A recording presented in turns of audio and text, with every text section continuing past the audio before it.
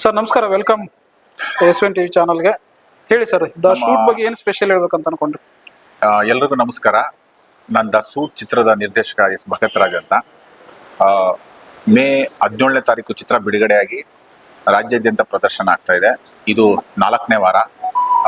25ನೇ ದಿನ ಪೂರೈಸಿ 50ನೇ ದಿನಕ್ಕೆ ಮುನ್ನುಗ್ತಾ ಇದೆ. ಸಿನಿಮಾ ನೋಡಿದವರೆಲ್ಲ ಒಂದು ಉತ್ತಮವಾದ ಪ್ರತಿಕ್ರಿಯೆ ಬರ್ತಾ ಇದೆ. ಟಿವಿ ಮಾಧ್ಯಮ ಆಗ್ಬೋದು, ಹಾಗೆ ಯೂಟ್ಯೂಬ್ ಚಾನಲ್ಸ್ಗಳಾಗ್ಬೋದು. ಜನರ ಮುಖ್ಯವಾಗಿ ನಾವು ಜನರಿಗೋಸ್ಕರನೇ ಈ ಸಿನಿಮಾ ಮಾಡಿರೋದು. ನಾವು ಮುಂಚೆಯಿಂದನೂ ಫಸ್ಟಿಂದನೂ ಹೇಳ್ಕೊಂಡ್ ಬರ್ತಾ ಇದ್ದೋ, ಜನರಿಂದ ಸಿನಿಮಾ, ಜನರಿಗಾಗಿ ಸಿನಿಮಾ, ಜನರಿಗೋಸ್ಕರನೇ ಮಾಡಿರೋ ಸಿನಿಮಾ ಅಂತ. ನಿಜವಾಗ್ಲೂ ನಮಗೆ ಹೊಸ ಸಿನಿಮಾ ಅಂದ್ರೆ ಹೊಸ ಕಂಟೆಂಟ್ಗಳು, ಹೊಸ ಸಿನಿಮಾಗಳು ಅಂತಂದ್ರೆ ಎಲ್ಲರಿಗೂ ಗೊತ್ತಿರ್ಬೋದು. ಅಂತಂದ್ರೆ ಯಾರೂ ಅಷ್ಟಾಗಿ ಅದು ಪಿಕಪ್ ಆಗದೆ ತುಂಬಾ ಸ್ಲೋ. ಮೊದಲನೇ ವಾರ ನಮ್ಗೇನು ಅಷ್ಟೊಂದು ಇದಿರ್ಲಿಲ್ಲ, ಬಟ್ ಓಪನಿಂಗ್ ಚೆನ್ನಾಗಿತ್ತು. ಅದಾದ್ಮೇಲೆ ನಿಧಾನಕ್ಕೆ ಪಿಕಪ್ ಆಗ್ತಾ ಇದೆ. ಅತಿ ಹೆಚ್ಚು ಮಹಿಳೆಯರು ಬಂದು ಸಿನಿಮಾ ನೋಡ್ತಾ ಇದ್ದಾರೆ. ಅದೊಂದು ನಮಗೆ ಬಹಳ ಖುಷಿ. ಮೊನ್ನೆ ಹಿರಿಯ ನಿರ್ದೇಶಕರು ಸುಮಾರು 100 ಸಿನಿಮಾ ಮಾಡಿದಂತಹ ಸಾಯಿ ಪ್ರಕಾಶ್ ಸಾರು ಅವ್ರಿಗೆ ಕಾಲ್ ಮಾಡಿದಾಗ, ಸರ್ ಸಿನಿಮಾ ನೋಡಿ ಅಂತ ಹೇಳಿದೆ ನಾನು ಅವ್ರಿಗೆ. ಅದಕ್ಕೆ ಅವರು ನನಗೆ ಮತ್ತೆ ಹೇಳಿದ್ರು, ಪರವಾಗಿಲ್ಲ ರೀ, ನಮ್ಮ ಅಣ್ಣ ತಂಗಿ, ತವರಿಗೆ ತಂಗಿ, ಒಲವಿನ ಉಡುಗೊರೆ, ಈ ತರ ಬರೀ ಯಜಮಾನ, ಸೂರ್ಯವಂಶ ಈ ತರ ಸಿನಿಮಾಗಳಲ್ಲಿ ಬರೀ ಹೆಣ್ಮಕ್ಳೇ ತುಂಬಾ ಬರೋರು. ನಾನು ದ ಸೂಟ್ಗೆ ಬರ್ತಾ ಇದ್ದಾರೆ ಅಂತ ಕೇಳ್ಪಟ್ಟು ತುಂಬಾ ಖುಷಿ ಆಯ್ತು ಅಂತ ಅವರು ಸಾಯಿ ಪ್ರಕಾಶ್ ಸರ್ ಹೇಳ್ತಾ ಇದ್ರು. ಹಾಗೆ ಹಿರಿಯ ನಿರ್ದೇಶಕರು ರಾಮನಾಥ್ ಋಗ್ವೇದಿ ಅವರು ಹಾಗೆ ಹೇಳಿದ್ರು. ಅಂದ್ರೆ ಬಂದವ್ರದೆಲ್ಲ ಉತ್ತಮವಾದ ಪ್ರತಿಕ್ರಿಯೆ ಇದೆ. ಹಾಗೆ ಇನ್ನೊಂದು ಏನಂತಂದ್ರೆ, ಬಂದವರು ಸಿನಿಮಾ ನೋಡಿದವರು ಪ್ರೇಕ್ಷಕರು ಅವರು ಸುಮ್ಮನೆ ಇರ್ತಾ ಇಲ್ಲ. ಅಂತಂದ್ರೆ ಅವರು ಫ್ರೆಂಡ್ಸ್ಗಳಿಗೆ ಹೇಳೋದು, ಆಮೇಲೆ ಸೋಷಿಯಲ್ ಮೀಡಿಯಾಗಳಲ್ಲಿ ಶೇರ್ ಮಾಡೋದು. ಆಮೇಲೆ ನೀವೆಲ್ಲರೂ ನೋಡ್ಬೋದು, ದ ಸೂಟ್ ಕನ್ನಡ ಮೂವಿ ಅಂತ ಪೇಜ್ಗಳಲ್ಲಿ ಸಾಕಷ್ಟು ವಿಷಯಗಳನ್ನ ನಾವು ಇದನ್ನ ಶೇರ್ ಮಾಡ್ಕೊಂಡಿದೀವಿ. ನಾನು ಹೇಳೋದು ಈ ಮೂಲಕ, ನಾನು ಕೇಳ್ಕೊಳ್ಳೋದು ಒಂದೇ, ಹೊಸ ಕಂಟೆಂಟ್ ಮೂವಿ ದಯವಿಟ್ಟು ನೀವೆಲ್ಲರೂ ನೋಡಿ. ಅಂದ್ರೆ ಗೋಪಾಲನ್ ಮಾಲಲ್ಲಿದೆ, ಮತ್ತೆ ಬೇರೆ ಬೇರೆ ಊರು, ಬಿಜಾಪುರಲ್ಲಿದೆ, ದಾವಣಗೆರೆಯಲ್ಲಿದೆ, ಸಾಕಷ್ಟು ಥಿಯೇಟರ್ಗಳಲ್ಲಿ. ಈ ಕಡೆ ಬೆಂಗಳೂರಲ್ಲಿ ಗುರು ಸಿದ್ದೇಶ್ವರ ಹತ್ರ ಇದೆ, ಯಲಂಕ ಹತ್ರ ರಾಜಮೌಳಿ ಥಿಯೇಟರ್ಲಿ, ಸಾಕಷ್ಟು ಥಿಯೇಟರ್ಗಳಲ್ಲಿ ಇನ್ನೂ ನಡೀತಾ ಇದೆ. ಆಮೇಲೆ ಹೊಸ ಕಂಟೆಂಟ್ ಮೂವಿ, ಆಮೇಲೆ ಸಿನಿಮಾ ರಂಗದವರು ನಾವು ಎಲ್ಲರನ್ನು ಅಪ್ರೋಚ್ ಮಾಡ್ತಾ ಇದ್ದೀವಿ. ಅಂತಂದ್ರೆ ಸಿನಿಮಾ ನೋಡಿ ಬನ್ನಿ, ನಟ ನಟಿಯರಿಗೆ, ಹಾಗೆ ನಿರ್ದೇಶಕರಿಗೆ, ಟೆಕ್ನಿಷಿಯನ್ಗಳಿಗೆ ಎಲ್ಲರಿಗೂ ನಾವು ಅಪ್ರೋಚ್ ಮಾಡ್ತಾ ಇದ್ದೀವಿ. ಬಟ್ ಏನಾಗುತ್ತೆ, ಅವರು ಸೂಟ, ಯಾರು ಹೀರೋ, ಯಾರು ಏನು, ಈ ಥರದ್ದೇ ಪ್ರಶ್ನೆಗಳು ಸಾಕಷ್ಟು ಬರ್ತಾ ಹೋಗುತ್ತೆ. ಬಟ್ ಏನು ಅಂತಂದ್ರೆ, ಅದು ಕಂಟೆಂಟ್ ಮೂವಿ ಅಂದ್ರೆ ಜನಗಳು ಗೆಲ್ಸಿ ಒಂದು ಮಟ್ಟಕ್ಕೆ ನಿಲ್ಸಿದ್ಮೇಲೆ ಎಲ್ಲಾ ಅಂದ್ರೆ ಸಿನಿಮಾ ರಂಗದವರೇ ಬಂದು ನೋಡ್ತಾರೆ ಅನ್ನೋದು ಒಂದು ಟಾಕ್ ಇದೆ. ಸಾಕಷ್ಟು ಸಿನಿಮಾಗಳು ಈಗ ಬ್ಲಿಂಕು, ಆಮೇಲೆ ಗರುಡಗಮನ, ವೃಷಭವಾಹನ ಸಿನಿಮಾಗಳು, ಆಮೇಲೆ ಶಾಕಾಹಾರಿ, ಈ ತರ ಕೆರೆಬೇಟೆ, ಸಾಕಷ್ಟು ಸಿನಿಮಾಗಳು ಗೊತ್ತಿರ್ಬೋದು. ಅಂತಂದ್ರೆ ಎಲ್ಲ ಸೋಷಿಯಲ್ ಮೀಡಿಯಾಗಳಲ್ಲಿ ತುಂಬಾ ವೈರಲ್ ಆಮೇಲೆ ಬರ್ತಾರೆ ಅಂತ. ನಾನು ಎಲ್ಲರ ಹತ್ರ, ಸಿನಿಮಾ ರಂಗದವ್ರ ಹತ್ರ ಮನವಿ ಮಾಡ್ಕೊಳ್ಳೋದು ಒಂದೇ, ಫಸ್ಟ್ ನಾವು ಸಿನಿಮಾ ರಂಗದವರು ಸಿನಿಮಾನ ನೋಡ್ಬೇಕು. ಚೆನ್ನಾಗಿದೆ ಅಂತ ಅಂದಿದ ತಕ್ಷಣನೇ ನಾವೇನು ಯಾಕಂತಂದ್ರೆ ತುಂಬಾ ಜನ ಬುಕ್ ಮೈ ಶೋ ಬುಕ್ ಮಾಡ್ಕೊಂಡು ಹೋಗೋದ್ರಿಂದ, ಥಿಯೇಟರ್ಲ್ಲೇ ಬಂದು ಟಿಕೆಟ್ ತಗೊಳ್ಳೋದ್ರಿಂದ ನಮ್ಗೆ ಬುಕ್ ಮೈ ಶೋ ರೇಟಿಂಗ್ಸ್ ಆಗ್ಬೋದು, ಒಳ್ಳೆ ರೇಟಿಂಗ್ಸ್, ಕಮೆಂಟ್ಸ್ ಎಲ್ಲ ಇದೆ. ಆಮೇಲೆ ಮಾಧ್ಯಮದಿಂದನೂ ಒಳ್ಳೆ ಪ್ರತಿಕ್ರಿಯೆ ಸಿಗ್ತಾ ಇದೆ. ಈ ತರ ಇರ್ಬೇಕಾದ್ರೆ ಸಿನಿಮಾ ರಂಗದವರು ಯಾಕೆ ಸಿನಿಮಾನೇ ನೋಡ್ತಾ ಇಲ್ಲ ಅನ್ನೋದು ಇದಾಗುತ್ತೆ. ಯಾಕಂದ್ರೆ ನಾಳೆ ದಿನ ನಾನು ಇವತ್ತು ನಿಂತು ಕೇಳ್ಕೊಳ್ತಾ ಇದ್ದೀನಿ ಸಿನಿಮಾ ಬಂದು ನೋಡಿ ಅಂತ, ನಾಳೆ ದಿನ ನಿಮ್ಮ ಸಿನಿಮಾಗಳು ಬಿಡುಗಡೆ ಆದಾಗ ನೀವು ನನ್ನ ಜಾಗದಲ್ಲಿ ಇರ್ತೀರಾ, ಅವಾಗ ಕೇಳ್ಕೊಂಡಾಗ್ಲೂ ಯಾರು ಬರ್ತಾರೆ? ಆಮೇಲೆ ಇತ್ತೀಚಿನ ದಿನಗಳಲ್ಲಿ ಥಿಯೇಟರ್ಗಳು ತುಂಬಾ ಕ್ಲೋಸ್ ಮಾಡ್ಕೊಂಡು ಹೋಗ್ತಾ ಇದ್ದಾರೆ. ಆಮೇಲೆ ನಾವು ಮುಂದಿನ ದಿನಗಳಲ್ಲಿ ಏನಾಗುತ್ತೆ ಅಂತಂದ್ರೆ, ಇವಾಗ ನಾವು ಸಿನಿಮಾದ ಮಕ್ಕಳಿಗೆ ತೋರಿಸ್ತೀವಲ್ಲ ಫೋಟೋಗಳಲ್ಲಿ, ಗೆಂಡ ಮುರುಗ ನೋಡು, ಡೈನೋಸರಸ್ ನೋಡು, ಈ ತರ ಇತ್ತು ಅಂತ. ಆಮೇಲೆ ಥಿಯೇಟರ್ಗಳು ಫೋಟೋಸ್ಗಳನ್ನ ತೋರಿಸ್ಬೇಕಾಗತ್ತೆ. ಇಲ್ಲಿ ಸಿಂಗಲ್ ಥಿಯೇಟರ್ ಇತ್ತು, ಕಲ್ಪನಾ ಥಿಯೇಟರ್ ಇತ್ತು, ಬೇರೆ ಬೇರೆ ಥಿಯೇಟರ್ಗಳಿತ್ತು. ಈ ಥಿಯೇಟರಲ್ಲಿ ಕಟೌಟ್ ನಿಲ್ಲಿಸ್ತಾ ಇದ್ರು, ಜನ ನುಗ್ತಾ ಇದ್ರು, ಶಿಲ್ಲೆ ಹೊಡಿತಾ ಇದ್ರು. ಅವ್ರಿಗೆಲ್ಲ ಅದೊಂಥರ ಕುತೂಹಲ ತರ ಕಾಣಿಸುತ್ತೆ ಮುಂದಿನ ಪೀಳಿಗೆ ಮಕ್ಕಳಿಗೆ. ನಾನು ಪ್ರೇಕ್ಷಕರುಗಳು ಹಾಗೆ ಹೇಳ್ಕೊಳ್ಳೋದು, ದಯವಿಟ್ಟು ಬಂದು ಸಿನಿಮಾನ ನೋಡಿ. ಆಮೇಲೆ ಹೆಚ್ಚು ಏನು ಅಂತಂದ್ರೆ, ಮೊದಲಿಗೆ ಪ್ರಶ್ನೆ ಬರೋದು, ಏನೋ ಫ್ರೀ ಟಿಕೆಟ್ ಕೊಡ್ತೀರಾ ಅಂತ.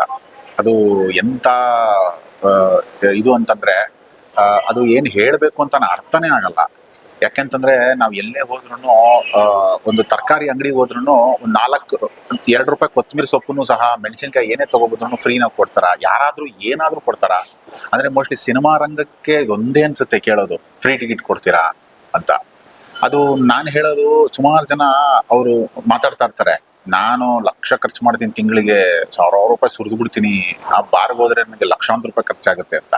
ಬಟ್ ಸಿನಿಮಾದವ್ರ ಹತ್ರ ಬಂದು ಫ್ರೀ ಟಿಕೆಟ್ ಕೊಡ್ತೀರಾ ಅಂತ ಕೇಳಿದ್ರೆ ಅದು ಹೆಂಗೆ ಅಂತ. ಅಂದ್ರೆ ಸಿನಿಮಾ ಮಾಡಿರೋದು ಜನಗಳಿಗೆ ಸರಿ, ಹಾಗಂತ ಈ ಹೋಟ್ಲಲ್ಲೂ ಹೋಗ್ಬಿಟ್ಟು ಜನಗಳಿಗೋಸ್ಕರನೇ ಬರ್ತಾರೆ ಅಂತ ತಿಂಡಿ ಎಲ್ಲ ಮಾಡಿರ್ತಾರೆ, ಅವ್ರ ಹತ್ರ ಹೋಗ್ಬಿಟ್ಟು ಫ್ರೀ ಕೊಡ್ತೀರಾ ಅಂತ ಕೇಳಿದ್ರೆ ಅದು ಹೇಗಿರುತ್ತೆ ಅಲ್ವಾ?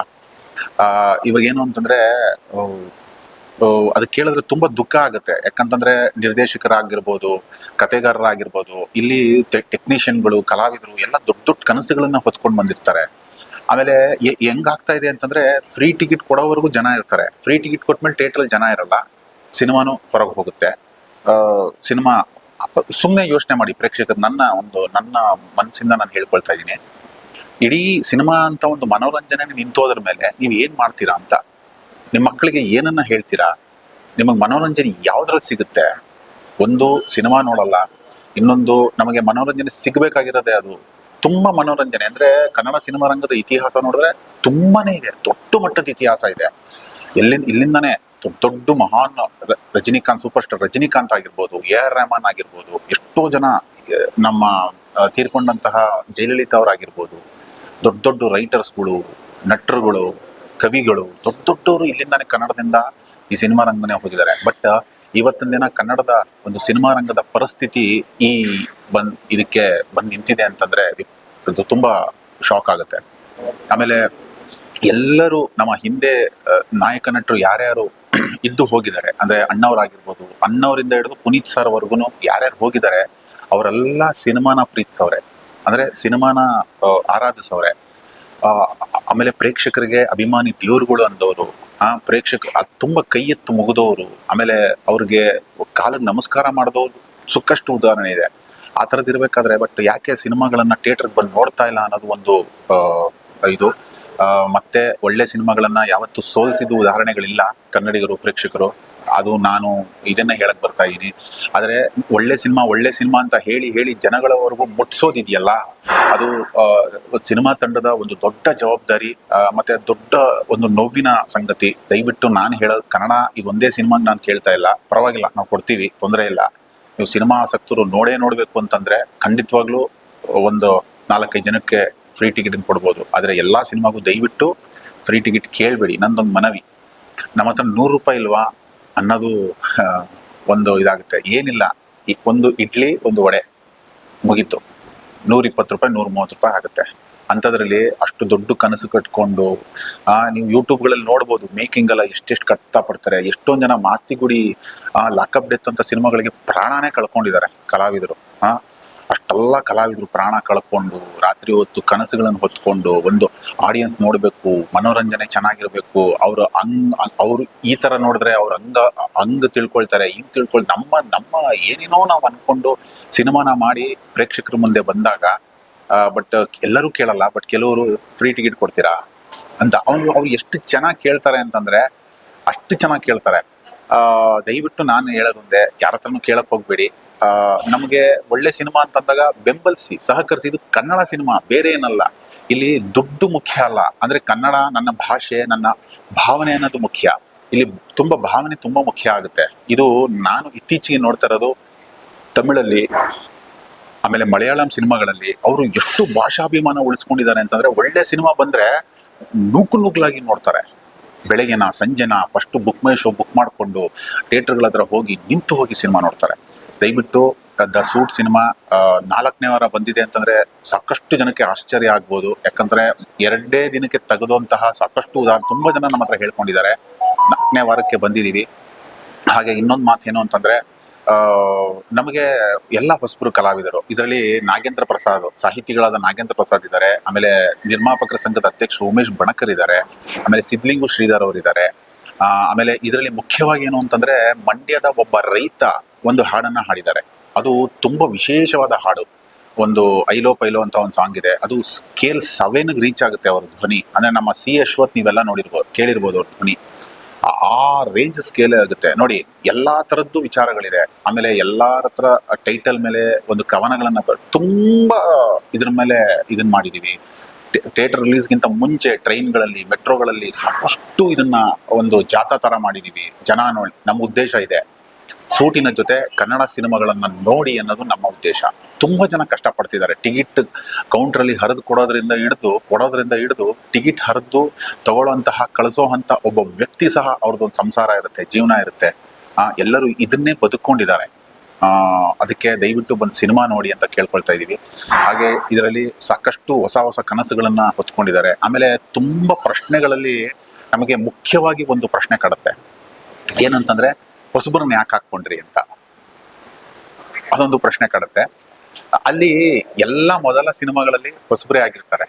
ಇದು ಈಗ ನಾಗರಹಾವ್ ಪಿಕ್ಚರ್ ಅಲ್ಲಿ ವಿಷ್ಣುವರ್ಧನ್ ಸರ್ ಹೊಸಬರು, ಬೇಡರ ಕಣ್ಣಪ್ಪದಲ್ಲಿ ಅಣ್ಣವರು ಹೊಸಬರು, ಆಮೇಲೆ ದುನಿಯಾ ಪಿಕ್ಚರ್ ಅಲ್ಲಿ ದುನಿಯಾ ವಿಜಿ ಹೊಸಬರು, ಆಮೇಲೆ ಮೊದಲ ಸಲ ಪಿಕ್ಚರ್ ಅಲ್ಲಿ ಯಶ್ ಅವ್ರು ಹೊಸಬರು. ಈ ತರ ಎಲ್ಲ ಆನಂದ್ ಪಿಕ್ಚರ್ ಅಲ್ಲಿ ಶಿವಣ್ಣ ಹೊಸಬರು.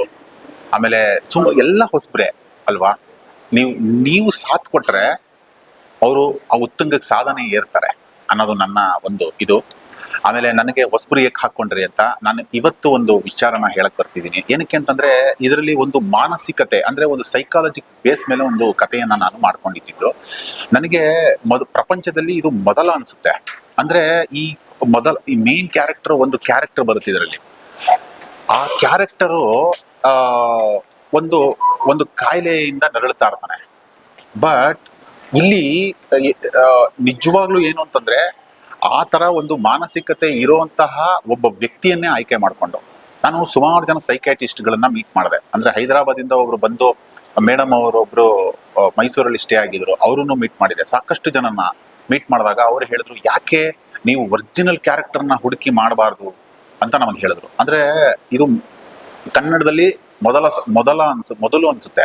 ಅಂದ್ರೆ ಹೆಚ್ಚು ಪೇಂಟಿಂಗ್ಸ್ ಗಳನ್ನ ಬರೆದು ಸಿನಿಮಾ ಮಾಡಿರೋದು ತುಂಬಾ ಮಾಡಿದೀವಿ. ಮುಂದಿನ ದಿನಗಳಲ್ಲಿ ಇದನ್ನ ನಾನು ಹೇಳ್ತಾ ಹೋಗ್ತೀನಿ. ಬಟ್ ಇಲ್ಲಿ ನಾನು ಮುಖ್ಯವಾಗಿ ಹೇಳೋದೇನು ಅಂತಂದ್ರೆ, ಒಬ್ಬ ಅವನ ಮಾನಸಿಕ ಅವನು ಏನು ಆ ಕಾಯಿಲೆಯಿಂದ ನರಳುತ್ತಾ ಇರ್ತಾನೆ, ಆ ತರ ವ್ಯಕ್ತಿಯನ್ನ ಕರ್ಕೊಂಡ್ಬಂದು ಈ ಸಿನಿಮಾ ಅವನನ್ನ ಒಂದು ಮುಖ್ಯ ಪಾತ್ರದಲ್ಲಿ, ಮುಖ್ಯ ಭೂಮಿಕೆಯಲ್ಲಿ ಇದನ್ನ ಒಂದು ಸಿನಿಮಾನ ಮಾಡಿದೀವಿ. ಇದು ಒಂದು ತುಂಬಾ ವಿಶೇಷತೆ ಅನ್ಸುತ್ತೆ. ಆಮೇಲೆ ಇದರಲ್ಲಿ ತುಂಬಾ ಜನ ಸಹಕಾರ ಕೊಟ್ಟಿದ್ದಾರೆ. ಆಮೇಲೆ ನಿರ್ಮಾಪಕರು ದೊಡ್ಡ ಕನಸುಗಳನ್ನ ಹೊತ್ಕೊಂಡು, ಪಾಪ ಮೊದಲ ಬಾರಿಗೆ ಅವರ ಸಿನಿಮಾ, ಅದು ಒಂದು ಲೇಡಿ ಪ್ರೊಡ್ಯೂಸರು. ಅಂದ್ರೆ ಈಗಿನ ಇದರಲ್ಲಿ ದೊಡ್ಡ ನಿರ್ಮಾಪಕರ ಜೊತೆ, ಅಂದ್ರೆ ಲೇಡಿ ಪ್ರೊಡ್ಯೂಸರ್ ಅಂದಿದ ತಕ್ಷಣನೇ ಎಷ್ಟು ಕಷ್ಟ ಇದೆ. ಅದು ಸಿನಿಮಾ ರಂಗದಲ್ಲಿ ನಿಂತು ಛಲ ಬಿಡದರ ಸಿನಿಮಾನ ರಿಲೀಸ್ ಮಾಡೋದಿದೆಯಲ್ಲ, ಅದು 4ನೇ ವಾರಕ್ಕೆ ನಿಲ್ಲಿಸೋದಿದೆಯಲ್ಲ, ಅದು ತುಂಬಾ ಕಷ್ಟ. ಅವರು ಇಡೀ ಸಿನಿಮಾ ತಂಡದ ಜೊತೆ ಬೆನ್ನೆಲುಬಾಗಿ ನಿಂತು, ಮತ್ತೆ ಅವರ ಮಾಲ್ತಿಯವರು ಅಂತ, ಅವರ ಹಸ್ಬೆಂಡ್ ಬಂದು ರಾಮಸ್ವಾಮಿ ಅಂತ, ಅವರಿಬ್ರು ತುಂಬಾ ಸಪೋರ್ಟ್ ಅನ್ನ ಮಾಡ್ತಾ ಇದ್ದಾರೆ. ಹಾಗೆ ಇದರಲ್ಲಿ ಕಲಾವಿದರು ಎಲ್ಲರಿಗೂ, ಕಮಲ್ ಆಗಿರ್ಬೋದು, ಆಮೇಲೆ ಭೀಷ್ಮ ರಾಮಯ್ಯ, ಸುಜಯ್, ದಾನ್ವಿ, ಸಾಕಷ್ಟು ಜನ ಇದ್ದಾರೆ. ಮೇನ್ ವಿಶೇಷತೆ ಏನು ಅಂತಂದ್ರೆ, ನಾನು ಹೇಳಕ್ ಹೊರಟಿರೋದು, ಮೊದಲ ಬಾರಿಗೆ ಒಬ್ಬ ಮಾನಸಿಕ ವ್ಯಕ್ತಿಯನ್ನ ಕರ್ಕೊಂಡು ಬಂದು ಒಂದು ಸಿನಿಮಾನ ಮಾಡಿ ಮೇನ್ ಮುಖ್ಯ ಭೂಮಿಕೆಯಲ್ಲಿ ಮಾಡಿಸಿದೀವಿ. ತುಂಬಾ ವಿಶೇಷತೆ ಅನ್ಸುತ್ತೆ. ದಯವಿಟ್ಟು ಥಿಯೇಟರ್ಗೆ ಬಂದು ಸಿನಿಮಾ ನೋಡಿ. ನಿಮ್ಗೆ ಏನೇ ಕಮೆಂಟ್ ಇದ್ರು ಸೋಷಿಯಲ್ ಮೀಡಿಯಾಗಳಲ್ಲಿ ನಾವು ಯಾವತ್ತೂ ಎಲ್ಲಾ ಕಡೆ ಪೇಜ್ಗಳಲ್ಲಿ ಎಲ್ಲಾ ಕಡೆ ಇದೆ, ಅಲ್ಲೆಲ್ಲ ನೀವು ಕಮೆಂಟ್ಸ್ಗಳನ್ನ ಮಾಡಿ ನಮ್ಮ ಪ್ರಶ್ನೆಯನ್ನ ಕೇಳ್ಬೋದು ಅಂತ ನಾನು ಕೇಳ್ಕೊಳ್ತೀನಿ. ದಯವಿಟ್ಟು ಇನ್ನೊಂದ್ಸರಿ ಹೇಳ್ತಾ ಇದ್ದೀನಿ, ದ ಸೂಟ್ ಸಿನಿಮಾ ನೋಡಿ. ಇನ್ನೂ ಇರುತ್ತೆ, ಇನ್ನೂ ನಿಲ್ಸ್ಕೊಂಡಿದೀವಿ. ನೀವು ಎಲ್ಲಿವರೆಗೂ ಸಿನಿಮಾ ನೋಡ್ತಿರೋ ಅಲ್ಲಿವರೆಗೂ ಖಂಡಿತ ಥಿಯೇಟರ್ ಇದ್ದೇ ಇರುತ್ತೆ. ಬಟ್ ಒಳ್ಳೆ ಸಿನಿಮಾ, ದಯವಿಟ್ಟು ಸೋಲಿಸ್ಬೇಡಿ, ಗೆಲ್ಸಿ ಅಂತ ಕೇಳ್ಕೊಳ್ತಾರೆ. ಮತ್ತೆ ರೀಸನ್ ಸರ್ ಏನಾಗಿದೆ ಸರ್ ಇದು? ಹೌದು, ಇದು 2 ಗಂಟೆ ಮೊದಲು ಬಿಡುಗಡೆ ಆದಾಗ 2 ಗಂಟೆ 27 ನಿಮಿಷ ಇತ್ತು ಈ ಸಿನಿಮಾ. ಫ್ಯಾಮಿಲಿ ಆಡಿಯನ್ಸ್ ಜಾಸ್ತಿ ಆಗಿದ್ದಾರೆ ರೀಸನ್ ಸರ್ ಆದ್ಮೇಲೆ ಅಂತ. ಹೌದು, 2 ಗಂಟೆ 27 ನಿಮಿಷ ಇತ್ತು. ಎಲ್ಲರನ್ನೂ ಒಂದೇ ಕಂಪ್ಲೇಂಟ್, ಸೆಕೆಂಡ್ ಹಾಫ್ ಅಂತೂ ತುಂಬಾ, ಕ್ಲೈಮ್ಯಾಕ್ಸ್ ಅಂತೂ ನೀವು ಯಾರು ಎಕ್ಸ್ಪೆಕ್ಟ್ ಮಾಡಕ್ಕೆ ಆಗಲ್ಲ. ನಮಗೆ ತುಂಬಾ ಕಮೆಂಟ್ಸ್ ಬಂದಿರೋದು, ಸುಮಾರು 1,500-2 ಸಾವಿರ ಅವರು ಕಮೆಂಟ್ಸ್ ಗಳನ್ನ ಹಾಕಿರೋದು ಒಂದೇ ವಿಷಯ. ಸರ್, ಕ್ಲೈಮ್ಯಾಕ್ಸ್ ಎಕ್ಸ್ಟ್ರಾನರಿ ಸರ್, ಯಾವ ಸಿನಿಮಾದಲ್ಲೂ ಬಂದಿಲ್ಲ. ತುಂಬಾ ಚೆನ್ನಾಗಿದೆ ಕ್ಲೈಮ್ಯಾಕ್ಸು. ಈ ಕ್ಲೈಮ್ಯಾಕ್ಸ್ಗೆ ಸಿನಿಮಾ ನೋಡ್ಬೇಕು ಅಂತ. ಅಂದ್ರೆ ಹಿಂದೆ ಅದನ್ನ ಬೂಸ್ಟ್ ಮಾಡೋರು, ಅಂದ್ರೆ ಉಪೇಂದ್ರ ಅವರು ಪಿಕ್ಚರ್ ಅಲ್ಲಿ ಕ್ಲೈಮ್ಯಾಕ್ಸ್ ಅನ್ನ ನೋಡಕ್ಕೆ ಸಿನಿಮಾ ಬನ್ನಿ, ಕ್ಲೈಮ್ಯಾಕ್ಸ್ ಅಲ್ಟಿಮೇಟ್ ಈ ತರ ಅಂತಂದ್ರೆ, ಈ ತರ ಕ್ಲೈಮ್ಯಾಕ್ಸ್ ನೋಡಿ ನಾವು ತುಂಬಾ ವರ್ಷಗಳೇ ಆಗೋಗಿತ್ತು ಅಂತ. ಏನೋ ಒಂದು ಹ್ಯಾಪಿ ಎಂಡಿಂಗು, ಏನೋ ಒಂದು ಯಾರೋ ಸಾಯ್ತಾರೆ, ಇವನ್ ಸಾಯಿಸ್ತಾನೆ, ವಿಲನ್ ಲಾಂಗಲ್ಲಿ ಹೊಡೆದಾಕ್ತಾನೆ, ಇಲ್ಲ ಅವ್ನು ಜೈಲಿಗೆ ಹೋಗ್ತಾನೆ, ಈ ತರದ್ ಇರುತ್ತೆ. ಬಟ್ ಇದರಲ್ಲಿ ಅದು ಯಾವುದೂ ಅಲ್ಲ. ನೀವು ಎಕ್ಸ್ಪೆಕ್ಟೇ ಮಾಡೋಕ್ಕಾಗಲ್ಲ ಆ ಥರದ್ದು. ಆಮೇಲೆ 2 ಗಂಟೆ 27 ನಿಮಿಷ ಇತ್ತು ಸಿನಿಮಾ ಮೊದಲು ನಾವು ಬಿಡುಗಡೆ ಆದಾಗ. ನಮಗೆ second half okay, but first half ಸ್ವಲ್ಪ ಲ್ಯಾಗ್ ಅಂತ ತುಂಬಾ ಜನ ಹೇಳೋರು. ಫ್ಯಾಮಿಲಿ ಆಡಿಯನ್ಸ್ ನೋಡ್ಬಿಟ್ಟು ಅದೇ ಹೇಳಿದ್ರು. ಆಮೇಲೆ ನಾವು ಇವಾಗ 2 ಗಂಟೆ 9 ನಿಮಿಷ ಆಗಿದೆ ಸಿನಿಮಾ. ಈಗ ಒಂದಷ್ಟು ರೀಸೆನ್ಸರ್ ಮಾಡಿ ರೀಕಟ್ ಮಾಡಿ ನೋಡಿ, ಇಷ್ಟೆಲ್ಲ ನಾವು ಮಾಡ್ತಿರೋದು ನೀವು ನೋಡ್ಲಿ ಅಂತ. ನೀವು ನೋಡೇ ಇಲ್ಲ ಅಂತಂದ್ರೆ ತುಂಬಾ ನೋವಾಗುತ್ತೆ. ನಾವು ಪ್ರತಿಯೊಬ್ಬರ ತರನು ನಮಗೂ ಒಂದು ಆಸೆಗಳಿರುತ್ತೆ, ಕನಸುಗಳಿರುತ್ತೆ. ಅದನ್ನ ಬೆಂಬಲಿಸಿ ಅಂತ ನಾನು ಕೇಳ್ಕೊಳ್ತೀನಿ. ಆಮೇಲೆ ನಾವು ರೀಕಟ್ ಆದ್ಮೇಲೆ ಫ್ಯಾಮಿಲಿ ಆಡಿಯನ್ಸ್ ತುಂಬಾ ಜಾಸ್ತಿ ಆಗಿದ್ದಾರೆ. ಅದೊಂದು ಖುಷಿ ವಿಚಾರ ನಮಗೆ. ಫೈನಲ್ ಆಡಿಯನ್ಸ್ ಏನು ಹೇಳೋದಕ್ಕೆ ಇಷ್ಟಪಡ್ತೀರಿ ಸರ್? ಸರ್, ಜನಗಳಿಗೋಸ್ಕರನೇ ಸಿನಿಮಾ ಮಾಡಿರೋದು. ಬಟ್ ನೀವೇ ಬರ್ಲಿಲ್ಲ ಅಂತಂದ್ರೆ ಇದನ್ನ ಕೈ ಹಿಡಿಯಕ್ಕೆ ಯಾರು ಬರಲ್ಲ. ನಾವು ಯಾರನ್ನೂ ನಂಬ್ಕೊಂಡು ನಿಜವಾಗ್ಲೂ ಸಿನಿಮಾ ಮಾಡಿಲ್ಲ. ಜನ ನೀವು ಬಂದು ಸಿನಿಮಾ ಗೆಲ್ಲಿಸ್ಬೇಕು. ದ ಸೂಟ್ ಸಿನಿಮಾದ ಬಗ್ಗೆನ ನಾನು ಹೇಳ್ತಾ ಇಲ್ಲ, ಎಲ್ಲ ಕನ್ನಡ ಸಿನಿಮಾ ತುಂಬಾ ಒಳ್ಳೊಳ್ಳೆ ಸಿನಿಮಾಗಳು ಬರ್ತಾ ಇದೆ. ದಯವಿಟ್ಟು ಬಂದು ಥಿಯೇಟರ್ಗೆ ಬಂದು ನೋಡಿ. ಥಿಯೇಟರ್ಗೆ ಬಂದು ನೋಡಿ. ಮತ್ತೆ ಯೂಟ್ಯೂಬಲ್ಲಿ ಬರುತ್ತೆ ಪೈರೇಸಿ ಲಿಂಕ್ಗಳು. ದಯವಿಟ್ಟು ಇದಕ್ಕೆ ಹೋಗಬೇಡಿ. ನಿಜ ಹೇಳ್ತೀನಿ, ನೀವು ಯಾವತ್ತು ಆ ಜನಗಳ ಮಧ್ಯೆ ಕುತ್ಕೊಂಡು ಆ ಕತ್ಲಲ್ಲಿ ಆ ದೊಡ್ಡ ಪರದೆ ಮೇಲೆ ನೋಡುವಂತಹ ನಿಮಗೆ ಆ ಫೀಲಿಂಗೇ ಬೇರೆ, ಆಯ್ತಾ? ಆಮೇಲೆ ನಾವು ನೋಡಿ, ನಮ್ಮ ಮಗುನೋ ಅಥವಾ ನಮ್ಮ ತಾಯಿನೋ ಯಾರೋ ಇರ್ತಾರೆ, ಯಾರೋ ಬೇರೆ ಇವರು ನಿಮ್ಮ ತಾಯಿ ಅಂತ ಯಾರೋ ಕರ್ಕೊಂಬಂದ್ಬಿಟ್ಟು ತಾಯಿ ಅಂತ ಒಪ್ಪಲ್ಲ ಅಲ್ವಾ? ಅದೇ ಥರನೇ ಯಾವುದೋ ಪೈರೇಸಿ ಬಂದರೆ ಅದೆಲ್ಲ ಒಂಥರ ಈ ಏನಂತಾರೆ, ಈ ಒಂಥರ ಕಸಕ್ಕೆ ಆ ಥರದ್ದು. ಅದನ್ನ ಮಾಡಿದವರು ದ್ರೋಹಿಗಳೇ, ಬಟ್ ಅದಕ್ಕೆ ಮಾಡೋರು ಉತ್ತೇಜನ ಕೊಡೋರು ದ್ರೋಹಿಗಳೇ. ದಯವಿಟ್ಟು ನಿರ್ಮಾಪಕರದ ಹಣ ಹಾಕಿರೋದಾಗಿರ್ಬೋದು, ನಿರ್ದೇಶಕರ, ಕಲಾವಿದರು ಎಲ್ಲರಿಗೂ ಕನಸುಗಳಿರುತ್ತೆ. ಪೈರಸಿ ಮಾಡಿ ಆ ಕನಸುಗಳನ್ನ ಒಡೆಯೋ ಪ್ರಯತ್ನ ಮಾಡಬೇಡಿ. ನಿಮ್ದು ಚಿಲ್ಲರೆ ಕಾಸಿಗೆ ಚಿಲ್ಲರೆ ಕೆಲಸ ಮಾಡಕ್ ಹೋಗ್ಬಾರ್ದು ಅನ್ನೋದು ನನ್ನ ಇದು. ದಯವಿಟ್ಟು ಬಂದು ಥಿಯೇಟ್ರಲ್ಲೇ ಸಿನಿಮಾ ನೋಡಿ ಅಂತ ನಾನು ಕೇಳ್ಕೊಳ್ತೀನಿ. Okay sir, thank you sir.